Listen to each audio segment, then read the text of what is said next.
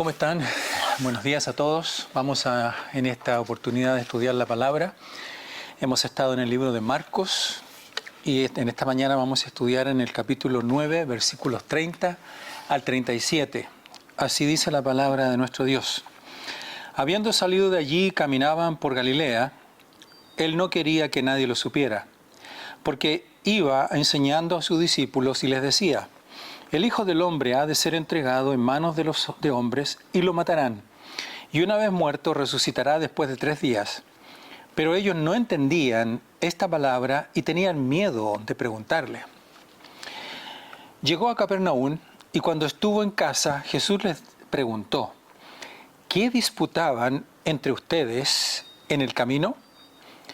Pero ellos callaron, porque lo que habían disputado los unos con los otros en el camino era sobre quién era el más importante.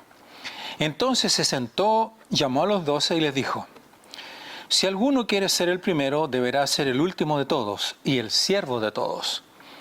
Él tomó a un niño y lo puso en medio de ellos, y tomándolo en sus brazos les dijo: el que en mi nombre recibe a alguien como este niño, a mí me recibe. Y el que a mí me recibe, no me recibe a mí, sino al que me envió. Oremos. Padre, guía este tiempo de reflexión. Oramos que tu Espíritu Santo nos dé de tu palabra y que podamos, Señor, ser edificados y ser tocados en nuestros corazones.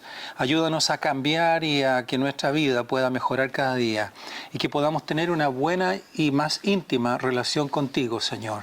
Te lo imploramos en el nombre de Jesús. Amén y amén. Alguien una vez visitó un cementerio y esta persona, mientras caminaba por allí, notó que las lápidas tenían algunas inscripciones bastante llamativas e interesantes. Y algunas de las que son, la lista es larga, pero yo seleccioné 2 nada más. Una de ellas decía: X persona fue un gran hombre. Otra lápida decía: su grandeza no cabía en este mundo. Si nosotros buscamos la palabra grande, grandeza, y lo googleamos, como dicen por ahí, o la ponemos en Google, usted va a obtener resultados infinitos. Son cientos y cientos y cientos y cientos de opciones y lugares donde nos envíen, donde nos lleva, ¿no? Facebook, YouTube, Twitter, etc. Asimismo, otras palabras que son sinónimas podrían ser grande, mayor, colosal, magnífico, y hay otros sinónimos, ¿no? Que aparecen muchas veces en el Internet. Y hoy día es muy normal escuchar más o menos frases como esta: la clave del éxito es confiar en uno mismo.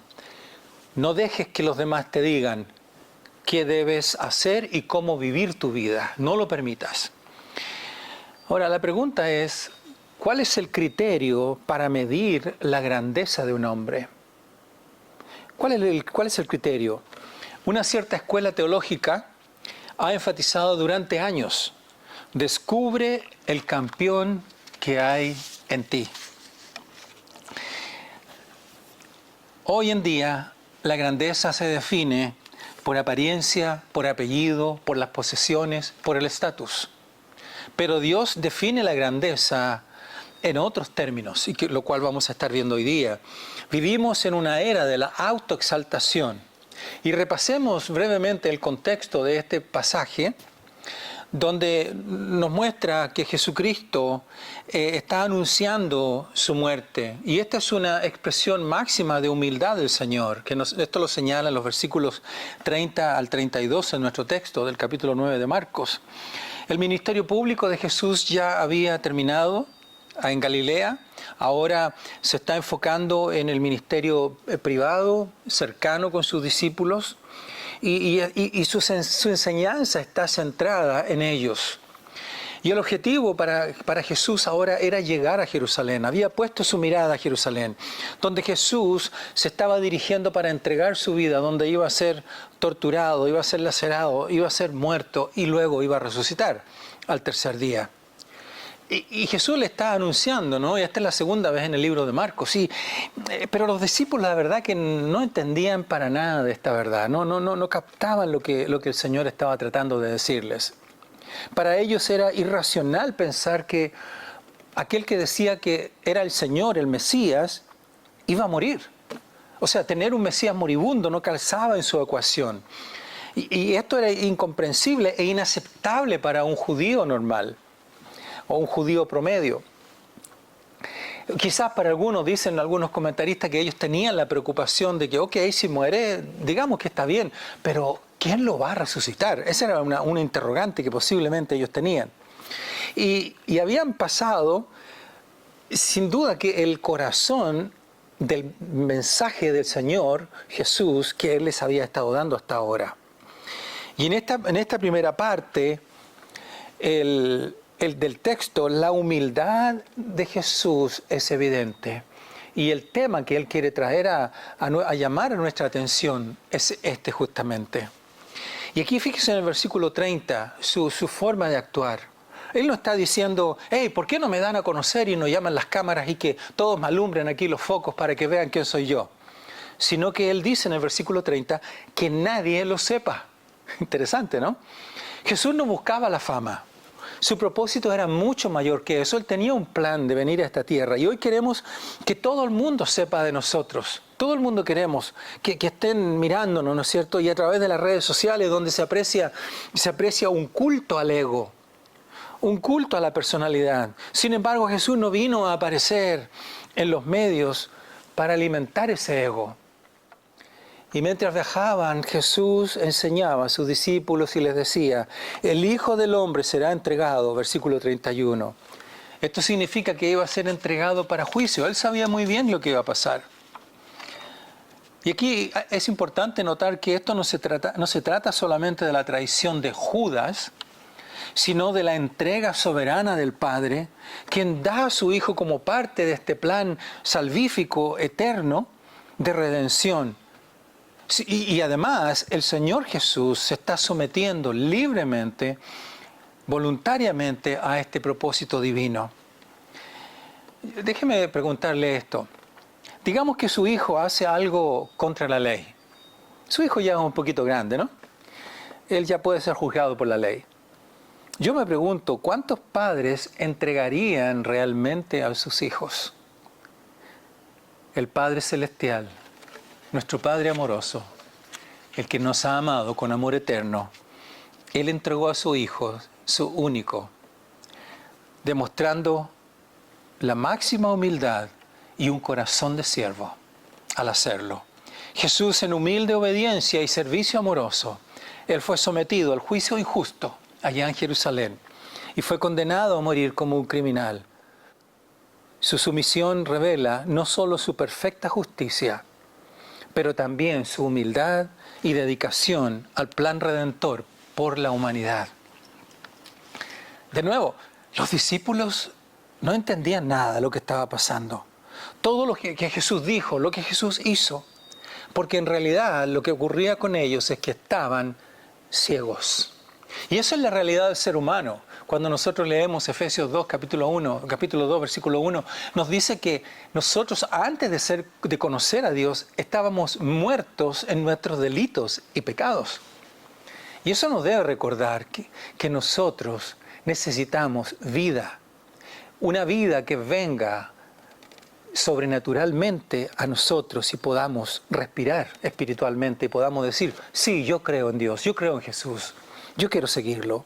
El texto nos dice que llegaron a Jerusalén y probablemente era la casa de Pedro. Allí es donde Jesús tenía su cuartel general, si pudiéramos decirlo de alguna manera. Y aquí encontramos una pregunta incómoda para los discípulos. Y la pregunta fue, ¿qué discutían entre ustedes mientras veníamos en el camino? Versículo 33. Yo me imagino que la pregunta los dejó sorprendidos, ¿no? El verbo aquí en pasado, discutir, en griego significa pelear, pero una pelea con intensidad. Vale decir que estaban luchando apasionadamente, ¿para qué? Para asegurarse un lugar de privilegio. Eso es lo que estaban peleando. Los discípulos, sin duda que ellos esperaban un reino terrenal, Y queda claro cuando Jesús resucitó y allá en Hechos capítulo 1 versículo 6 le hacen una pregunta al Señor y le dicen, Señor, ¿en este momento vas a restaurar el reino a Israel? Y aquí es muy interesante cómo el Señor creo que clarifica tres aspectos, ¿verdad?, en este pasaje allá en Hechos. Tres puntos que los discípulos interpretaron mal. El primer punto que ellos mal interpretaron fue que su enfoque esté puesto en lo espiritual y no en lo temporal. Ese fue el énfasis que el Señor le dio. El segundo, que el reino sería para todos y no solamente para Israel. Y tercero, que establecería que este reino se iba a establecer en el tiempo de Dios y no inmediatamente como ellos querían. El gran autor John Stott dice, el verbo restaurar aquí en este pasaje muestra que esperaban un reino político territorial. Ellos estaban discutiendo quién va a ser bajo Jesús como el rey, ¿no es cierto?, el Mesías, quién va a estar a su derecha y a su izquierda, quiénes van a ser los dos principales, o los tres o los cuatro, pero en este caso digamos dos. ¿Ya? Porque acuérdense que la madre de Jesús, ella fue a pedirle, a hacerle esta petición, Señor, que mis hijos estén allí en tu trono, estén sentados a tu lado cuando tú reines, y seguramente con la mentalidad terrenal, ¿no? Hermanos, la paradoja aquí es esta: para vivir verdaderamente debes morir. Para ser grande debes servir. Es paradójico, pero esa es la realidad. Todo esto nos lleva al primer gran llamado en este pasaje. Y este es que Dios llama a resistir la tentación del orgullo que nos acosa permanentemente. En la transfiguración Jesús reveló su gloria a los discípulos, ellos ya vienen bajando del monte y allí en la transfiguración ellos ven una revelación en la cual aparecen Elías y Moisés con Jesús transfigurado en una apariencia celestial. Y ellos están asombrados. Allí ven al Señor en toda su majestad, ¿no es cierto? Y luego termina esta escena tan gloriosa, bajan al valle, y allí el Señor tiene un encuentro con un endemoniado, el cual Él libera. Y yo me imagino ellos preguntándose, diciéndose a sí mismos, ahora, con este Mesías, nosotros vamos a ser capaces de conquistar el mundo. Ahora, estos son temas profundos, hermanos y hermanas. Por segunda vez aquí les cuenta cómo sería traicionado, en este pasaje de Marcos, torturado y asesinado en Jerusalén, y que resucitaría el tercer día. Temas relevantes. ¿Pero qué? Ellos estaban, ¿qué?, discutiendo de quién sería el más grande, de quién se sentaría a su derecha y a su izquierda, más o menos. Yo creo que todos lidiamos con este tipo de problemas. Todos lidiamos con nuestro ego, que quiere ser grande. ¿Cuántas veces no hemos oído hablar de la cruz? La hemos escuchado domingo tras domingo. Aun cuando leemos la palabra, aun cuando a veces tenemos conversaciones con amigos o escuchamos por el YouTube o por el Facebook o por las redes sociales, escuchamos sermones y nos hablan de la cruz. Pero parece que inmediatamente se nos olvida. Que la cruz está relacionada con renuncia, con humillación, con entrega, con rendición. Ese es el llamado de Dios para sus hijos. Tengo un amigo muy cercano, Roberto Amsler, que él a veces ha dicho en sus predicaciones algo así. ¿Ha notado que cuando miras una foto de grupo donde tú apareces, lo primero que haces es fijarte en cómo tú te ves? Y es verdad, ¿no es cierto? Antes de prestar atención a alguien más en la foto, ¿qué es lo que primero miramos? A nosotros mismos. Eso es lo que hacemos, instintivamente. Ese es nuestro ego. Es nuestro ego. ¿Se ha dado cuenta que constantemente discutimos sobre quién es el mejor jugador de fútbol? Si es Pelé, si es Messi, si es Cristiano Ronaldo, el mejor de la historia. O estamos preocupados de quién es el mejor científico de la historia. ¿O quién es el mejor presidente de la historia de nuestro país, de su país? En esencia, el pecado es el egocentrismo.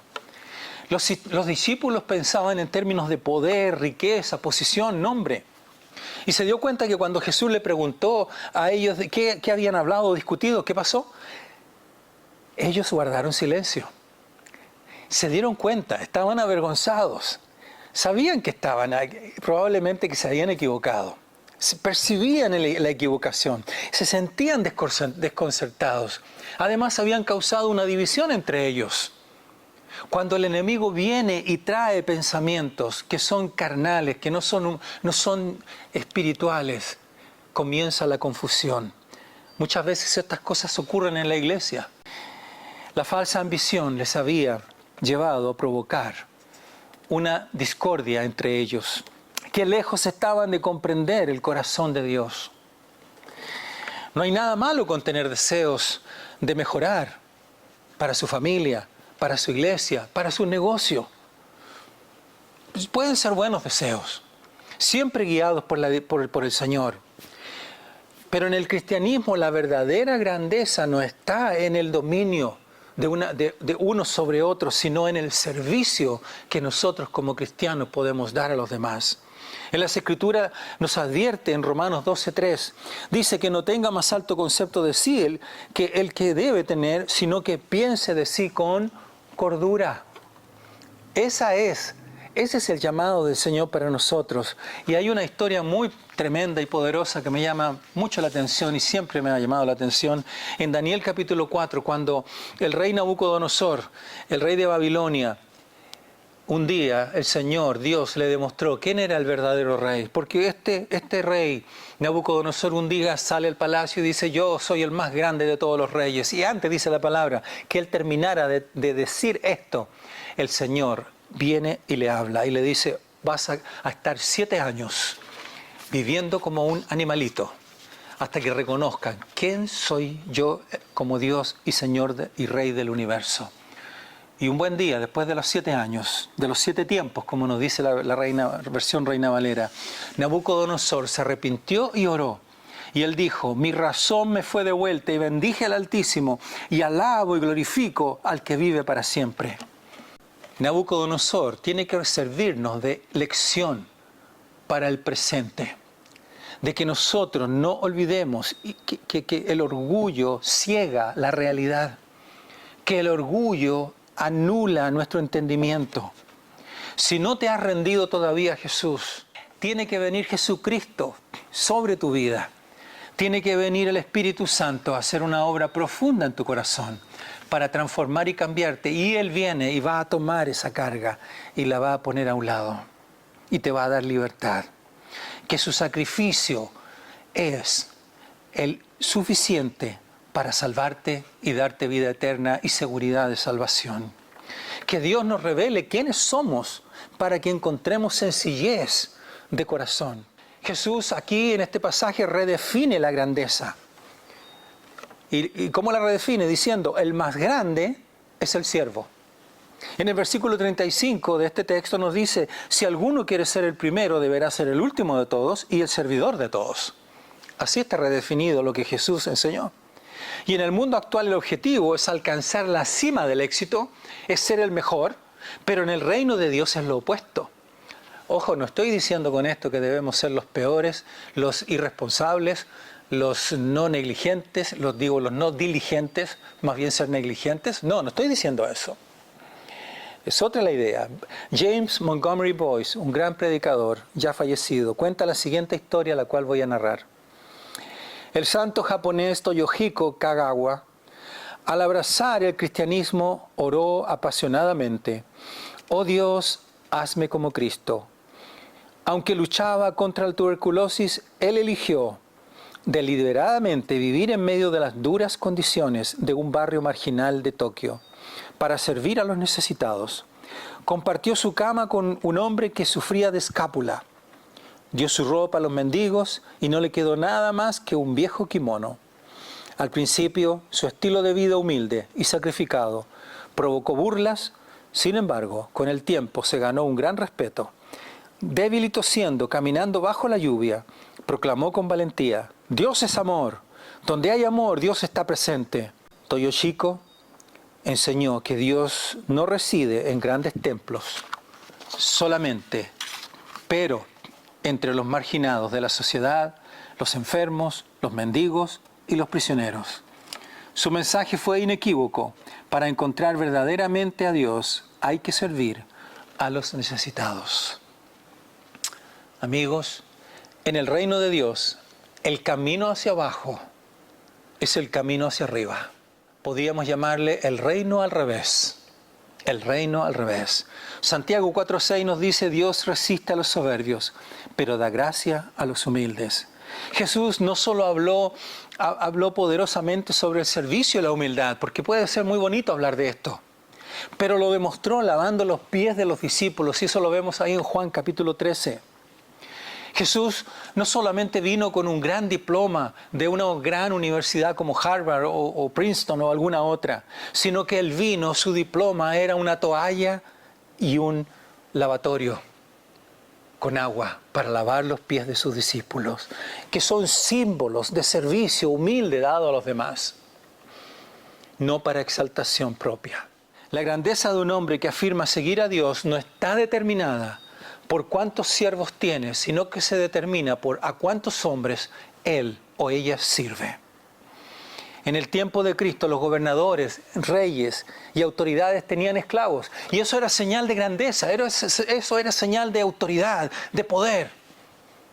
Pero Jesús dijo que si usted quiere ser grande, tiene que ser como esos siervos humildes que lavaban los pies de los grandes hombres, de las eminencias, de aquellos que hacían el aseo, de aquellos que tenían los trabajos sucios. Tienes que ser como uno de ellos. Es lo que Jesús está diciendo en este capítulo. Él estableció nuevos valores. Y Jesús, para ilustrar estos nuevos valores o este nuevo valor y remarcar su punto en este texto, Él da una lección objetiva. Y en el versículo 35 dice que Jesús se sentó, y esa fue una acción específica.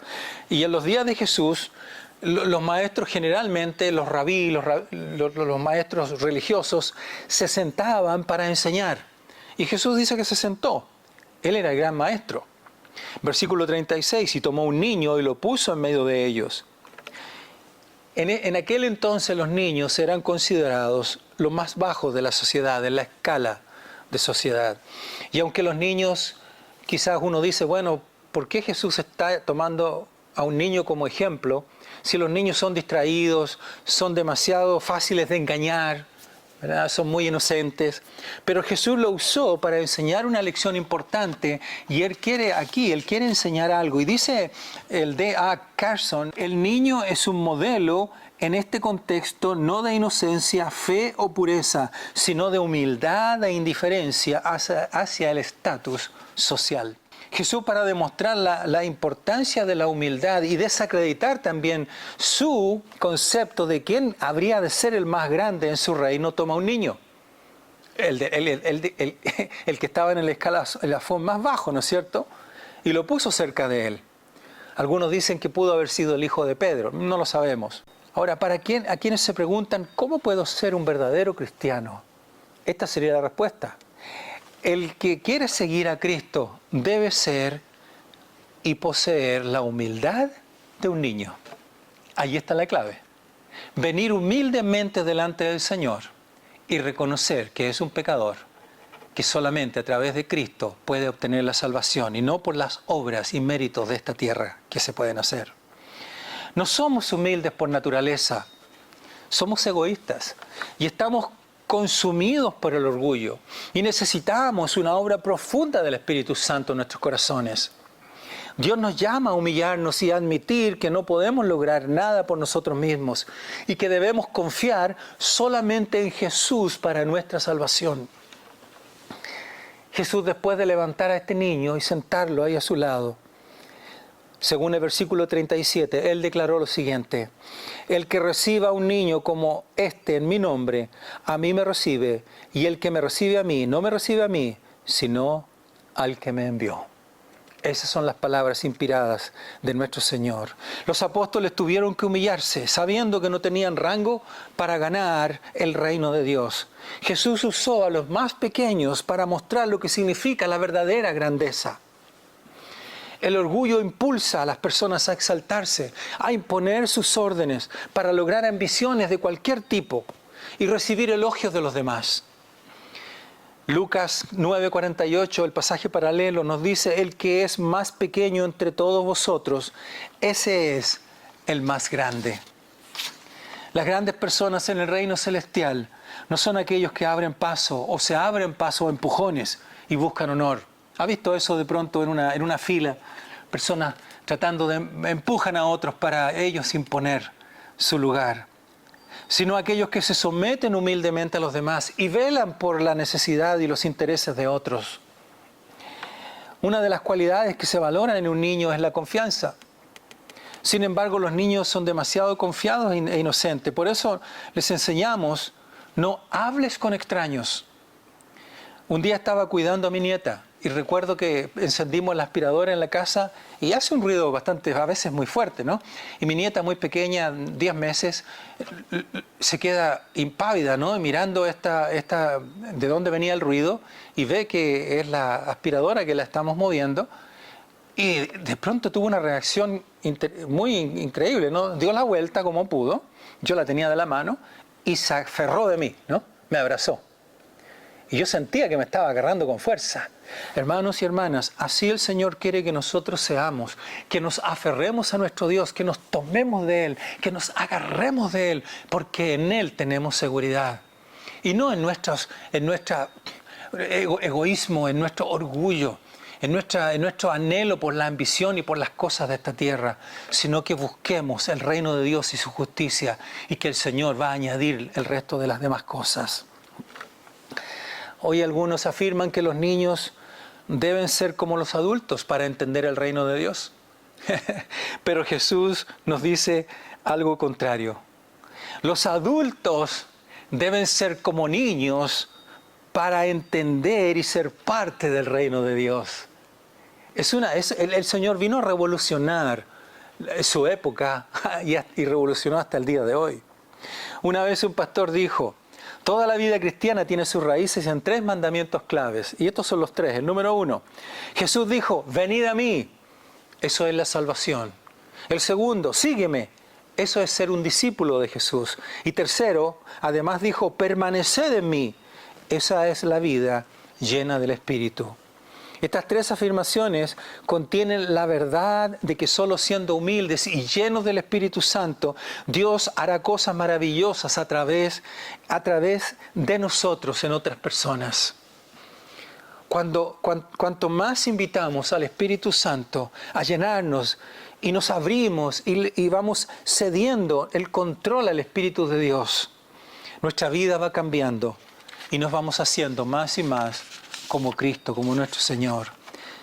Ser llenos del Espíritu es decir: examíname, oh Dios, conoce mi corazón, muéstrame qué me impide tener comunión contigo y con los demás. Hermanos, cuidado con la arrogancia, con el orgullo que nos alejan de Dios. Jesús usa a los niños para animarnos a tener y a ser humildes. En Mateo 20:28 Jesús lo señaló: así como el Hijo del Hombre no vino para ser servido, sino para servir y para dar su vida en rescate por muchos. Él nos dio el ejemplo. Si vivimos nuestras vidas preocupados solo de nosotros mismos, como sugirieron los discípulos, porque eso es lo que estaban sugiriendo ellos, nuestra vida será vacía, sin sentido ni propósito. Y qué pena que a veces uno encuentra estas actitudes en la iglesia. Y a veces en creyentes de años y años que están en la iglesia, que todavía el impacto del Evangelio no ha penetrado en los corazones. Solamente ha tocado superficialmente. Cuando discutimos sobre quién será el más grande, corremos el riesgo de dejarnos llevar por las poderosas corrientes de la cultura actual. No busquemos el poder de este mundo. Amigos, cuando usted muera, porque todos vamos a morir, alguien dirá: ¿fue un gran hombre? ¿O alguien dirá: ella fue una gran mujer? El Salmo 103 nos da dos versículos muy interesantes y nos recuerdan la temporalidad de la vida. Y nos dice así: en cuanto al hombre, sus días son como la hierba y florece como la flor del campo, porque pasó el viento sobre ella y pereció, y su lugar no la conoce más. Jesús nos enseña que la verdadera humildad es más valiosa que la grandeza de este mundo. La mejor recompensa que recibiremos es cuando un día el Señor nos diga: bien hecho, mi buen siervo fiel, entra en el gozo de tu Señor. ¿No le emociona eso? A mí me emociona. A mí me emociona. La popularidad es fugaz, es temporal. Y no debemos aferrarnos a estos logros profesionales, a los logros financieros, a los logros sociales, porque solo Cristo es duradero. Los discípulos no entendían nada de lo que Jesús estaba diciendo. Y yo espero que nosotros entendamos por lo menos esta mañana algo de lo que estamos hablando. Ellos no entendían realmente lo que Jesús estaba queriendo decir. Lo que realmente necesitamos, si usted necesita, yo necesito, todos, es Jesús, más de Jesús. Necesitamos conocerlo más, necesitamos que su carácter se forme en nosotros y que podamos aprender a ser humildes. Cuando hay situaciones en conflictos familiares, conflictos entre pareja, conflictos entre hermanos, que podamos tener una actitud creyente, cristiana, y podamos ser humildes y ceder muchas veces cuando no queremos ceder. Y ese mismo llamado sigue siendo el mismo llamado, que está haciendo el pasaje de hoy, para el día de hoy. El llamado que le hizo Jesús a sus discípulos. Que aceptemos el éxito con cautela. Si usted está siendo exitoso, sea cauteloso, dele la gloria a Dios, no sea como Nabucodonosor. Agradézcale a Dios, reconozca a Dios por lo que Él le está dando. Todo lo que le ha dado. Todo lo que le ha dado hasta hoy día. Sea agradecido, reconozca a Jesús como el dador de todo lo que tiene. Y más que buscar un trono, más que buscar alabanza, abrace la cruz de Cristo. Que tu verdadero diploma sea una toalla y un lavatorio para lavar los pies de tu prójimo. Ese es el camino del reino. Ese es el camino de la verdadera grandeza. Que el Señor hable a tu corazón en esta oportunidad y Dios use esta palabra para traer entendimiento y nueva comprensión. Oremos. Padre, gracias te damos por tu palabra. Gracias, Señor, porque a través de este pasaje entendemos la importancia de la verdadera grandeza que significa ser humilde. Reconocer que no somos nada sin ti, oh Señor. Ayúdanos a que nuestra vida cambie. Que podamos invitar al Espíritu Santo para que vaya tomando control en nuestros corazones y nos vaya formando y haciendo más como Cristo. Te lo pedimos todo esto en el nombre de Cristo Jesús. Amén y amén.